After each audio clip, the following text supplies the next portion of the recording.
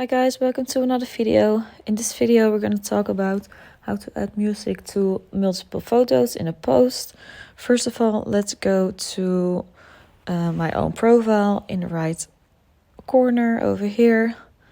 And if you would like to post something, click on the plus sign below in the middle.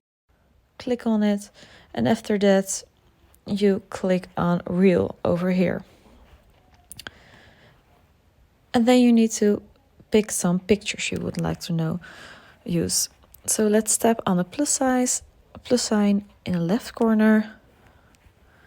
Click on a photo you like to use and click on add.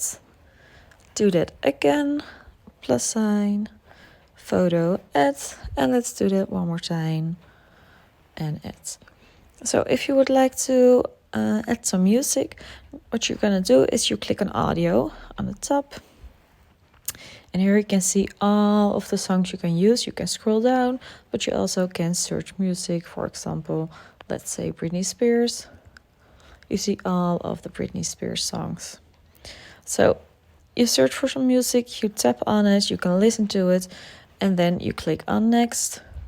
You can edit your clips right here. You click another time on next, and then you can write a caption or edit your cover and share it to your Instagram. So let's go back one more time.